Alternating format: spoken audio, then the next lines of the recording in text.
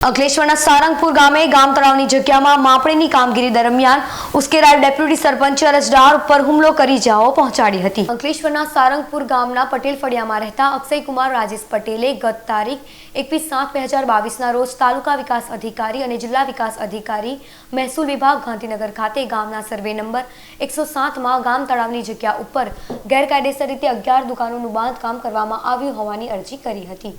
જે અરજી મુજબ ગત રોજ સવારે ડીઆરએલ વિભાગના અધિકારી સ્થળ પર માપણી માટે આવવાના હોવાનો ફોન આવતા અક્ષય પટેલ ત્યાં ગયા હતા।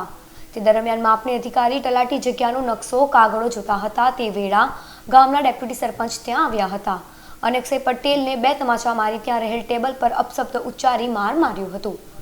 આટલેથી નહીં અટકતા ડેપ્યુટી સરપંચે બાજુમાં રહેલ ગેરેજમાંથી લોખંડની પાઇપ લઈ આવી અરજદાર ઉપર તૂટી પડી હુમલો કર્યો હતો।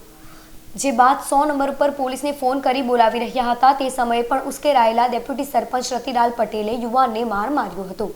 ઇજાઓને પગલે ઇજાગ્રસ્ત અરજદારને સારવાર માટે ખસેડવામાં આવ્યો હતો। મારામારી અંગે જીઆઈડીસી પોલીસે ગુનો નોંધી તપાસ હાથ ધરી છે। અત્રે ઉલ્લેખનીય છે કે મારામારીનો વિડીયો પણ વાયરલ થયો છે। હું અને અનેક ગામ લોકો મળીને આજે રતિલાલભાઈ છે એમણે સારંગપુર ગ્રામ પંચાયત તલાવડી સર્વે નંબર 107માં ગેરકાયદેસર શોપિંગ બનાવીને એનું ભાડું વસૂલે છે, જે આશરે 11 થી 14 દુકાનો બનાવેલ છે। એના અનુસંધાનમાં અમે મામલતદારશ્રી કચેરી, ટીડીઓશ્રી કચેરી તેમજ બોર્ડા કચેરીમાં અમે અગાઉ અરજી કરી હતી। એના અનુસંધાનમાં ટીડીઓએ ડીએલઆર માપણીમાં લેટર લખેલો હતો। તદ ઉપરાંત અમે પ્રવીણભાઈ પટેલ તલાટી સાથે ડીએલઆરમાં માપણી માટે અરજી કરી હતી। એના અનુસંધાનમાં ડીએલઆરમાંથી આજરોજ સાહેબશ્રી માપણી માટે આવ્યા હતા।